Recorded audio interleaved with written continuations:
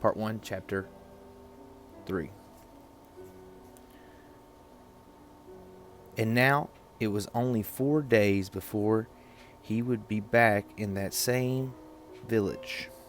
He was excited and at the same time uneasy.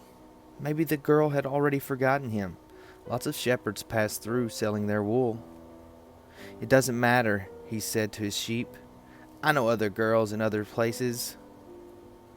But in his heart he knew that it did matter, and he knew that shepherds, like seamen and like traveling salesmen, always found a town where there was someone who could make them forget the joys of carefree wandering. The day was dawning, and the shepherd urged his sheep in the direction of the sun. They never have to make any decisions, he thought. Maybe that's why they always stay close to me. The only things that concerned the sheep were food and water. As long as the boy knew how to find the best pastures in Andalusia, they would be his friends. Yes, their days were all the same, with the seemingly endless hours between sunrise and dusk. And they had never read a book in their young lives and didn't understand when the boy told them about the sights of the cities. They were content with just food and water, and in exchange they generously gave of their wool, their company, and once in a while, their meat. If I became a monster today and decided to kill them one by one, they would become aware only after most of the flock had been slaughtered, thought the boy. They trust me, and they've forgotten how to rely on their instincts, because I lead them to nourishment.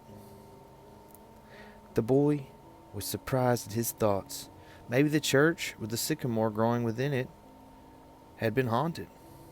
It had caused him to have the same dream for a second time, and it was causing him to feel anger toward his faithful companions.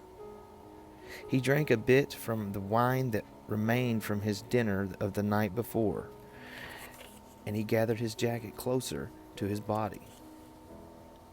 He knew that a few hours from now, with the sun at its zenith, the heat would be so great that he would not be able to lead his flock across the fields. It was the time of day when all of Spain slept during the summer. The heat lasted until nightfall, and all that time he had to carry his jacket.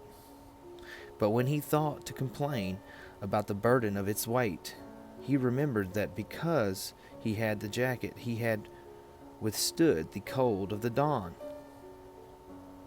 We have to be prepared for change, he thought, and he was grateful for the jacket's weight and warmth. The jacket had purpose, and so did the boy. His purpose in life was to travel, and after 2 years of walking the Andalusian terrain, he knew all the cities of the region. He was planning on this visit to explain to the girl how it is that a simple shepherd knew how to read, that he had attended a seminary until he was 16. His parents had wanted him to become a priest, and thereby a source of pride for a simple farm family. They worked hard just to have food and water like the sheep. He had studied Latin, Spanish, and theology. But ever since he had been a child, he had wanted to know the world, and this was much more important to him than knowing God and learning about man's sins. One afternoon, on the visit to his family, he had summoned up the courage to tell his father that he didn't want to become a priest, that he wanted to travel.